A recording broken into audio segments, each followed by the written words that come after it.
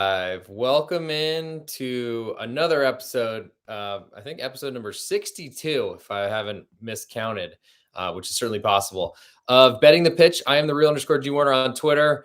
I'm going to go through this week's soccer card, which is really hard to project. Also, very hard to project what's going on in America with college basketball. So, I've been having a really fun last few days figuring out what to even prepare for because it's really hard to know what's actually going to get played.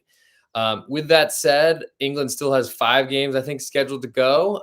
We'll see if that actually ends up happening. And that's where we'll start, as it's the middle of the workday and I want to get this done ASAP in my lunch break. Okay, so Aston Villa hosting Burnley, currently giving 3/4 of a goal. Steven Gerrard came in, has done a ton to shore up a defense that was good last season and struggling this season. I think from what I see with Villa, I still have questions about their offense, but luckily they get to play a Burnley side who are going to concede possession, try to get long balls going right up the middle of the field, and maybe get a set piece to score.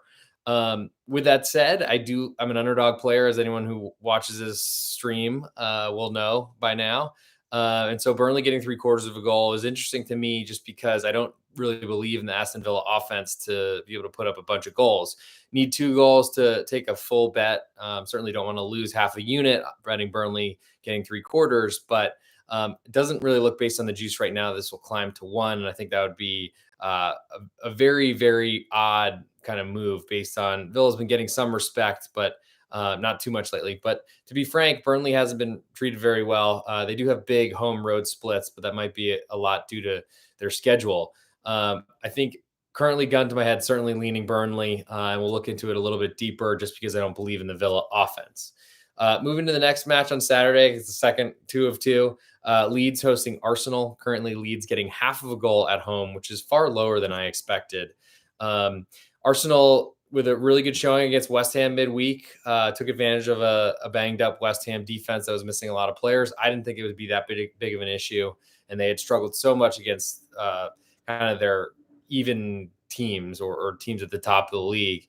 But Arsenal did a good job to kind of prove that they are on the ascendancy, and their young players, especially getting Aubameyang out of there, whether he's captain or not, I don't think I care about that, but he's not wasting chances up front, and that's really good for them. Leeds, on the other hand, got embarrassed and should have a pretty good showing after Man City ran roughshod through them. But ultimately, I was expecting this number to be a lot higher. Leeds still have shown nothing or no ability to score. It's basically Rafinha kind of running by himself, or a set piece or a late penalty or something like that. That's the way they score goals. I don't really see that happening. Arsenal, I think, are going to score against Leeds, who are still, they're playing like a hybrid Bielsa method based on how many bodies they're missing. And who knows with COVID, but I think Leeds are an inferior side with less depth that are dealing with injuries. Who knows what's happening with COVID, and getting far too little even at home makes me really question. And honestly, home matches in England seem to be 100% capacity, but I wonder if that's going to change like in the very near future. Moving to Sunday, Wolves hosting Chelsea, getting 1 full goal. All the juice on the Wolves side. And I got to say, I was very interested in going against Chelsea in their last match against Everton. Easy to say that, of course, after the late equalizer. But Chelsea's offense has been nothing. Nothing to speak of, nothing to write home about, certainly. And they're playing a lot of players that clearly Tuchel doesn't want to play, or at least wouldn't be his top choices. Jorginho seems to be pretty banged up, has a back injury, is fighting through that. It's really hard to see where Chelsea deserved to be this big of a favorite. Wolves have plenty of issues themselves with Jimenez. I don't know. He's probably back after suspension for 2 yellow cards in like 20 seconds, which is ridiculous against Man City. Hwang got hurt in the last matchup, and that's a big deal because he's been the one that's been putting the ball in the back of the net. But I got to say, the Wolves defense has been pretty strong. Aït-Nouri got hurt in warmups, I think, in the last match. They beat Brighton on the road. But ultimately, Chelsea's offense has done so little. I mean, Reece James missing chances is a big deal, and that would have looked a lot different if they had gone up 1-0 in the 5th minute. There's a lot of safety here on Wolves getting that full goal. I don't necessarily think that it'll move down to 3/4 unless Chelsea are dealing with a bunch more injuries. But I imagine if Lukaku and Werner both tested positive recently for the virus, then that makes me think that they're not going to be back and eligible for this matchup on early Sunday morning, considering they just played on Thursday, I believe. Wolves with the extra rest and at home, there's a lot of things pointing in that direction. So I don't love going against Chelsea because their defense has been so good ever since Tuchel arrived. But he kind of seems like he's out of options or out of answers right now, and they're not playing great. And I like Wolves getting that full goal of insurance. Moving next to Man City, and I guess on their travels to Newcastle. Newcastle getting 2.25 goals at home. Still feel terrible for backing them against Leicester.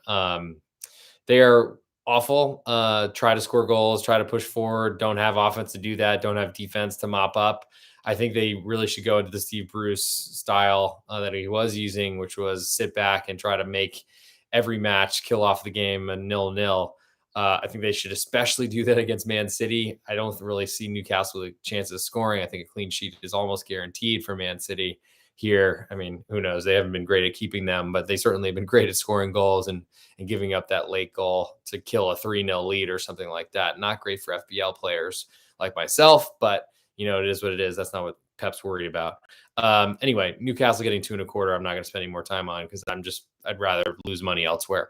Next is Tottenham hosting Liverpool, getting a full goal at home. Hard to know who's available for Tottenham with their COVID stuff, what they've done in training, which doesn't sound like a lot. Liverpool falling behind to Newcastle was one of the shockers of the week, I think, in a lot of football being played midweek. But ultimately, it's a big number for Tottenham, a pseudo tops or quote unquote top inverted commas they were saying on one of the broadcasts. I forget which league in Europe which is weird to me, but whatever. Tottenham getting one at home. It's nice to get the full goal of insurance. I just don't know that they're in a position to even back them. Who knows what that lineup's going to look like? And Liverpool certainly have had a lot more matches under their belt, but Tottenham should be really rusty in an offense that I don't think I really would expect to score much anyway. So that gets us through all of the Premier League. I think next I'll move to looks like La Liga to go to Spain, and I think that's a good place to start. My bet online is just spinning, so I thought I had that queued up beforehand. Really good podcasting etiquette. Sorry for anyone that's joining, and if you hang with me for 1 second, I'll get it back. Okay, because I try to use the live lines as much as I can. All right, so Celta de Vigo hosting Espanyol in a match today on Friday. England doesn't start till Saturday, but I'm really surprised to see Celta de Vigo giving half of a goal. There's a bunch of Copa del Rey play midweek, but I imagine that pretty much every match, all the top tier teams are still alive, at least from what I've heard. No embarrassing crash outs in the first round to like Liga 4 or whatever they call it sides. But Celta, I imagine Iago Aspas is back for this matchup. Took a yellow card ridiculously when he got hurt to try to get suspended for a match that he figured he would miss with an injury anyway. The last one, which is a great idea, good plan. But ultimately, Celta Vigo's offense is not good enough. And even if Iago Aspas is in there, and if he's not, then that's a number that I certainly want to go against because I just don't believe in Celta. Their offense hasn't been very good. Their defense is really problematic. They're like penalty kick specialist goalkeeper has made some really big mistakes, especially against Valencia in a match that they took a lead and ended up losing because he just literally couldn't hack it. I wonder if they have a backup that's even worth anything to throw in there over him. But ultimately, Espanyol, they've been really clinical on set pieces, kind of bundling the ball in, but they get them in. Corners are really dangerous. And I think their defense has been pretty good, especially for a newly promoted side. So I'm interested at getting a half. I think is far too big. And so that interests me. And I think I will be on Espanyol later today. Alaves then visits Rayo Vallecano. Rayo with one of the, I don't want to start a La Liga rant, but I am definitely my least favorite refs of all of them. It's amazing to me that the VAR basically doesn't exist. If the ref gives a ridiculous penalty that he should look at, that all the other leagues would look at, VAR in Spain, if sees any contact, which I guess is letter of the law, but I don't buy it. It's really disappointing to me. And the fact in Rayo's last matchup, they got screwed. A penalty that wasn't given for them, that was clear, no VAR interjection. A VAR just sat on his hands on a ridiculous flop that was not even close to a penalty that was conceded by Rayo.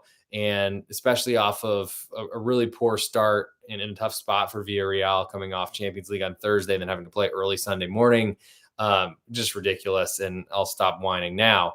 But Rayo entered this matchup probably very angry. I mean, their players were getting constant red or yellow cards, no reds last week, which is good, but fought till the end, but ultimately felt like they were fighting against the referee, the VAR, and Villarreal on the road, plus their home crowd. So that wasn't great. But Rayo's been really good at home. It's been odd to me that they've been so clinical offensively because then they sit back and try to counterattack. I would think that as we get further along in the season, people will realize that's what they're doing.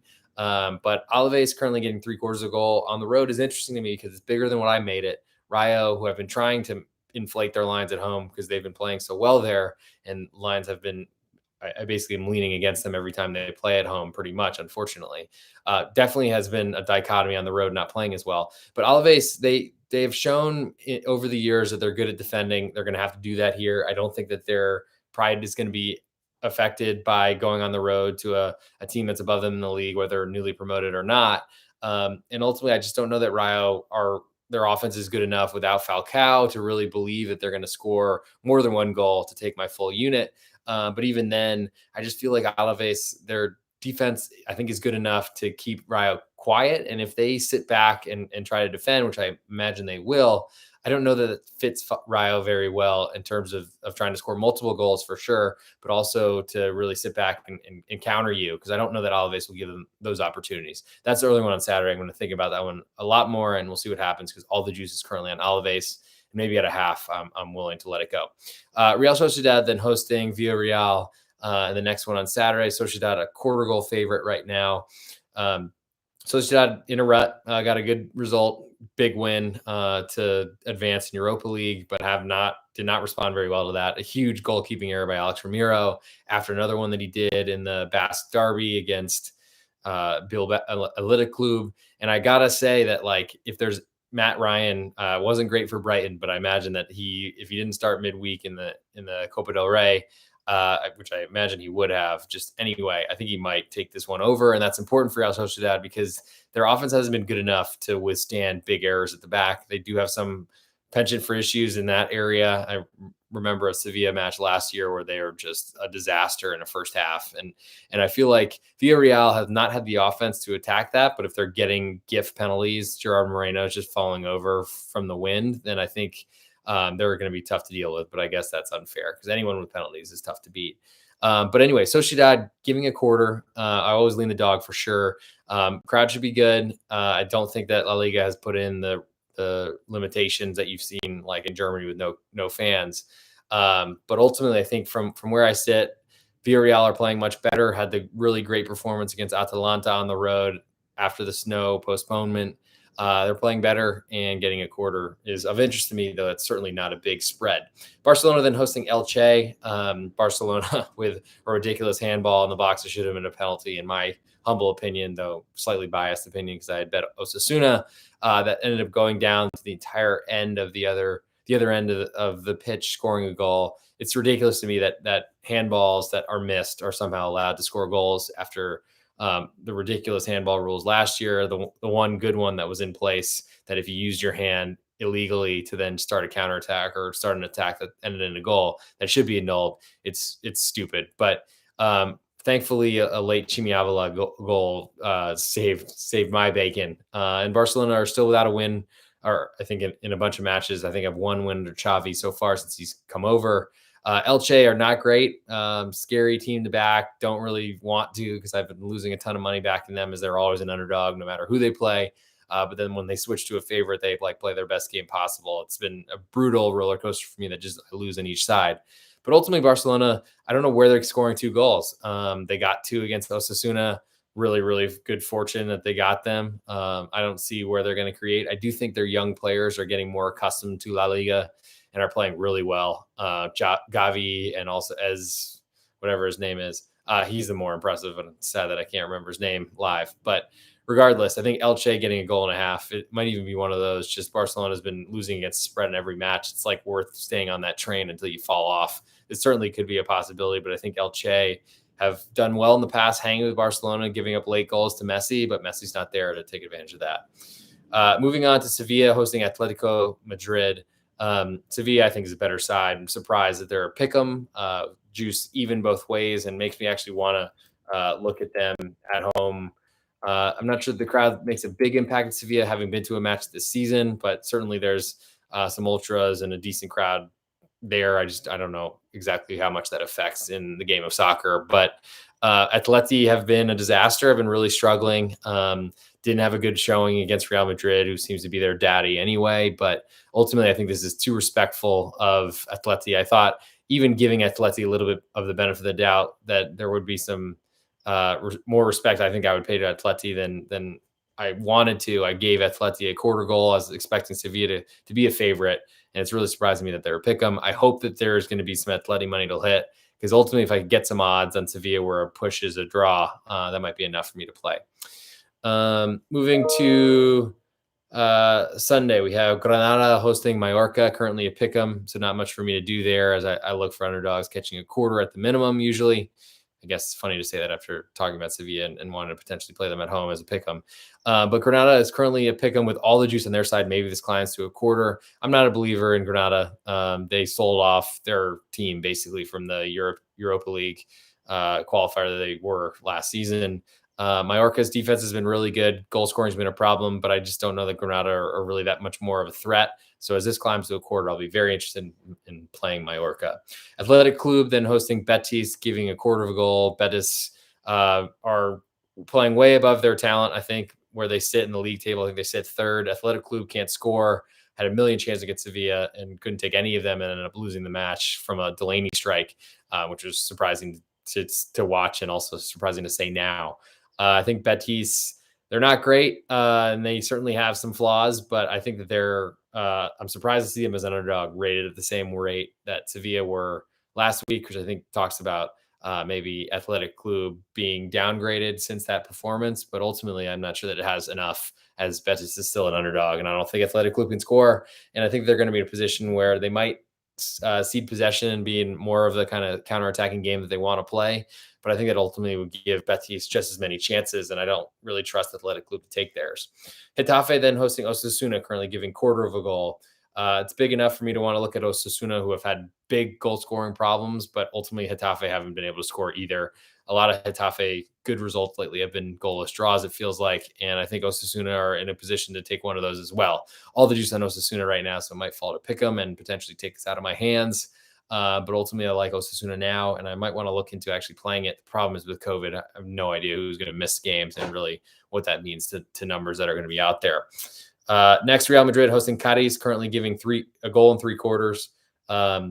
Has been moving around a little bit because I had tracked it at a full 2 goals earlier. Now that I updated that, but ultimately Cadiz are going to cede possession. Real Madrid, I think, are despite having few chances, they finished so many of them and will have a ton of possession, so they'll probably even have more than they usually do. And they're usually good for 2 goals, so hard to really want to back Cadiz less than 2. Even at 2, I'm not even sure that's enough. But Real Madrid have been unimpressive, but can seem they're like one of those teams that score way more goals than they deserve. And that's something I think I just have to live with. Moving to Monday, Levante hosting Valencia. Currently have nothing available to me, but looks like a pick 'em with Valencia. Slight favorite on the road. That's switched a little bit because Levante were earlier. I don't really see how Levante can be favored, even though Valencia has plenty of problems. Looking at Valencia if they become an underdog. Okay, moving to Serie A. We already had one match start today. Unfortunately, didn't have time to go through Lazio and Genoa. Ultimately, Genoa, I was looking at them, but they've been unable to score under Shevchenko, and I thought he was coming in to kind of change that. They haven't been able to. Their defense is not great. Lazio missing Ciro and Immobile was a big deal, and saw the line fall a little bit, but not enough for me to want to play. Next is Salernitana hosting Inter Milan, getting 2.25 goals. Big number. I just don't know that Salernitana can hang with Inter.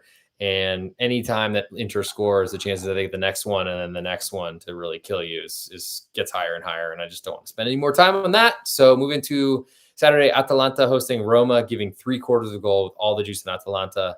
I mean, that's saying something to see how far and how fast Roma have fallen. Atalanta have been playing better, but it's a big number for them to offer here. And I got to say, I'm pretty interested in Roma at this price, but I'm going to try to avoid it because Atalanta are playing better, and they certainly can blow teams out. Bologna then hosting Juve, getting half of a goal at home. Arnautovic came back from injury and wasn't great on Sunday early morning here in the U.S. in the last match. There's also been some Coppa Italia matches played in the middle of the week, which might zap some legs. I feel like Bologna was one of those, but I need to catch up on that. Juve giving half of a goal on the road is funny based on how poorly they've played and how bad they've been this season. Bologna, I thought with Arnautovic in the lineup, has been a much more dynamic offense, and actually you can trust them to score. I don't know that that's going to be the case against Juve. With Allegri, especially if he takes that 1-goal lead, he's going to sit back and make it really hard for Bologna to score and then try to hit you on the counter. And I don't know if there's necessarily enough insurance for me to play Bologna. Next on the list is Cagliari hosting Udinese, currently Cagliari getting a quarter of a goal at home, which is saying something considering Udinese just fired their manager. Their defense has been really poor this season. Their goal scoring has been better, but I feel like they traded defense for offense, and it hasn't gone very well. Hence, the manager sacked. Cagliari, on the other hand, I don't know how you can trust them to score goals, even against an open Udinese defense. It's weird. Like, Udinese as a road favorite doesn't make a lot of sense, but Cagliari, like, if they fall behind, I'm not sure how they score. And hoping for 0-0 is really hard to really rely upon. But ultimately, the home dog, very juiced while I say it, home dog, getting a quarter's interest to me, if in case there's a draw. I just am going to hope that I don't play it, which I keep saying, but I realize that's part of the game right now. Sassuolo then visiting Fiorentina. Fiorentina, half a goal favorite. This is the early one on Sunday. Sassuolo have been playing really well. I think have gotten a fair amount of respect from odds makers, and I don't feel like they have that here. So I'm wondering what their lineup's going to look like to get a half a goal. I'm interested. Fiorentina's offense has been pretty good lately, but I'm not sure I believe in it really being repeatable. Vlahovic has been great, not getting much from Nico Gonzalez, who seems to be a little bit of a head case for someone that's difficult to play with, and certainly the refs to deal with. But Sassuolo has been scoring. Their defense has been better. So I'm interested in getting a half and potentially winning a full bet on a draw on the road. Spezia then hosting Empoli. Empoli is small favorite right now at Pick'em, though. I guess more of the juice at Pick'em, but not a favorite. Pick'em straight up draw is a push right here. I figured that Empoli would be a slight favorite on the road, and they're not there. Spezia have been really poor. Empoli have been playing well. Did have a cup match midweek, and we'll see what that does to them and their legs. But ultimately, I like Empoli here and would love to play them if they're an underdog, but that doesn't look like that's going to happen based on current odds. Next, Sampdoria hosting Venezia. I don't believe it's Sampdoria, but they had a good showing in the Derby della Lanterna against Genoa. Venezia are interesting to me as a good defensive side that have played some of the big clubs pretty tightly, and I don't think Sampdoria are very talented. I also don't see how they're going to win by 2 goals. So this is kind of a big deal for me to get 3 quarters now because I tracked it at a half a goal earlier in the week. So Venezia are of interest to me, and we'll see where this number goes. But I think at 3 quarters, I might be on them. Torino then hosting Verona, giving a quarter of a goal. Verona was a really tough break against Atalanta in their last match. We're up 1-0, took an early lead and should have been up 2 or maybe even 3. Couldn't hold on to that lead and then end up losing. Brutal for me backing them, but also kind of how their team has gone recently. They've been playing well, but not getting the results, and that's been tough. And I'm sure it's like deja vu for Juric, their manager, from his side, Torino, last season, which funny that he plays them here and should know plenty about what to do to I guess, strategically against Torino, but ultimately Torino has a bunch of new players now. So that's something to consider that he might not have as much of an impact or be able to see exactly between the lines because they've had a lot of new bodies added. But ultimately Verona, I think, are a better side that I think can score more efficiently than Torino. Should be a fun to watch up and down match for sure, which makes the underdog, especially at a quarter, less important. But ultimately, I think Verona have just as good of a chance to win this match. So I'm very interested in them at the quarter. Next is AC Milan hosting Napoli, currently a quarter of a goal favorite, AC Milan, which I was actually thinking it might be the other way. But Napoli's been dealing with so many injuries, and losing to Empoli was not a great showing. Milan have been okay. They've been dealing with a ton of injuries. Basically, everyone's dealing with injuries or COVID or both right now. Quarter goal underdog, Napoli on the road are of interest to me. We'll see what the lineup looks like. So that gets us through Serie A. Now moving to Bundesliga, who had matches midweek, and it's been a grind even getting through those. But today we have Bayern hosting Wolfsburg. Currently, Wolfsburg getting 2 goals. And based on who these teams were, and a Champions League team from another one getting 2 goals, is crazy, even on the road. But Wolfsburg are playing so poorly. I don't know if Kofeld's going to stick around. And thankfully, he's not the God's gift and had a great start to when he took over and didn't deserve it. And then it's finally getting the punishment that I think a manager who didn't really do much, but got a ton of accolades early is finally deserving. Moving to Frankfurt, hosting Mainz on Saturday. Mainz getting a quarter on the road with most of the juice on their side. Frankfurt have been playing a lot better, so I've kind of a little bit surprised to see this number so low. Mainz are really tough to play against and will bash you, but also dealing with some injuries, I think, with Onisivo potentially. I don't know. Seems a little short for me. Greater Fürth then hosting Augsburg, getting a quarter of a goal at home, coming off their first win last weekend at home in the Bundesliga, which is saying something, but they're also like the worst team I've seen in the Bundesliga in years. Augsburg is a road favorite, looks weird to me, even but with all the juice right now, probably might fall to pick them. I don't know. I guess I'm interested in the home dog here, even though they've not been competitive. I don't know. I probably should stay far away, but Augsburg on the road have been playing better. I don't know why you trust them to score, though. Leipzig then hosting Arminia Bielefeld, giving a goal in 3 quarters. Hilarious for them to give a penalty late in a game they controlled against Augsburg and taking a draw. I don't think changing the manager, moving into Tedesco has really changed much. They're playing a little bit different way than Jesse Marsch, I guess, was wanting them to play, and this was something that was requested by the players. Arminia Bielefeld can't really score. They're going to hunker down and try to make it as hard as possible for Leipzig, who definitely score more goals at home. I'm just not sure if I'm a believer in Leipzig to win by 2 goals, and they need to do that to take a full unit, and by 3 goals to take a full unit, by 2 goals to only take half. I don't know. Bielefeld with a good showing midweek. They needed that win, but I think they're not naive, and they're going to sit back and try to defend and try to take a 0-0 as long as they can. So it does interest me in Armenia for sure on Saturday morning here in the U.S. Hoffenheim then hosting Gladbach, giving half of a goal, all the juice in Gladbach. Gladbach's been getting some strong lines despite performing so poorly. Another collapse. Defense has been giving up 3 goals a match. It seems like Hoffenheim at home, good goal scorers, certainly could find that, and had a huge comeback from the dead to steal a draw on the road at Frankfurt last weekend. Or maybe it was against Leverkusen. Whoever it was against, was impressive to me, especially because I had backed them. Figured 2-0 down on the road, they were doomed to another loss. But Gladbach haven't been playing anywhere near good enough for me to want to back them here, especially against a good home team. Bochum hosting Union Berlin. Pick them right now with all the juice on Union. I hope Union moves to a quarter goal favorite because they have really looked out of gas. They need the Christmas break as much as anybody. Bochum with a poor showing midweek, and I don't know if they're going to have a crowd for this matchup. They really need one, and that'd be really helpful. But I'm imagining this line shows that they won't, or it'll be very, very low capacity.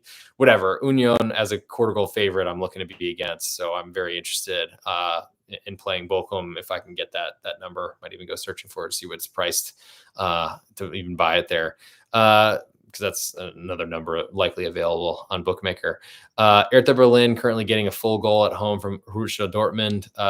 Jovic has been playing a lot better and seemed to add to their offense, but then got hurt and I think got taken out, subbed off early. That's not great. Dortmund are going to score a ton of goals against the Hertha backline, even though I don't love Dortmund and I certainly don't like their defense. I just don't know this is a number that Hertha can really hang around with. Likely crowds not available in the west side of Berlin, and I just don't know that I really want to get in the way of the Borussia Dortmund train. Moving to Sunday, Freiburg hosting Bayer Leverkusen. Pick 'em. Leverkusen with all the juice, though. I hope they climb to a favorite because they're going to be out without Musa Diaby, who took a late red card or 2 yellows. Really stupid at the end of the match. Maybe frustration. Probably definitely was frustration. Freiburg playing not as well as they started the year, but that was, I think, to be expected because they really couldn't keep that streak going. Last unbeaten team in the Bundesliga, even longer than Bayern.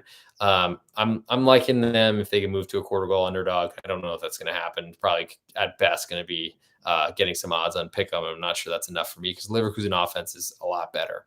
Cologne then hosting Stuttgart in the last match of Sunday. Cologne a half a goal favorite. I'm interested in Stuttgart. I think that Stuttgart have been playing a lot better lately, dealing with injuries and still haven't really returned Sasha Kalajdzic or other players that they really need. But they're starting to look a lot better, have played better, got off to consecutive 2-0 leads, held the last one, fortunately, and then got bashed by Bayern midweek. But I feel like that was kind of expected, and I might even have offered a little bit more to the spread. Cologne coming back from a 2-0 deficit, just throwing everything forward with no regard for human life or counterattacks. that basically gave Wolfsburg goals, which is really disappointing for me backing them, but ultimately came back and won the match. Was pretty impressive, but that's not really a sustainable strategy. And I think Stuttgart, Pellegrino Matarazzo has built the team to be really, really good on counterattacks. They're missing some of that speed, unfortunately. Silas is back. I was going to say his name, but it turns out he was a different person using a fake name or whatever. He's slowly coming back into the lineup, but I don't know that he'll be available to play even 60 minutes. Probably will come off the bench as they're trying to ease him back in. He's one of those counterattackers that I really want. I think the biggest question for me is Stuttgart scoring goals, and it's been a question all season. Mavropanos, a defender, like one of their three center backs, is leading them in scoring, if I'm not mistaken.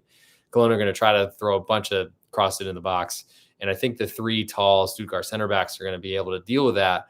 I just don't know if Cologne score, how Stuttgart can equalize, and that's, I think, probably fairly likely to have happen. But again, I don't know what the crowd's going to look like, and Cologne without a crowd are going to be really suffering.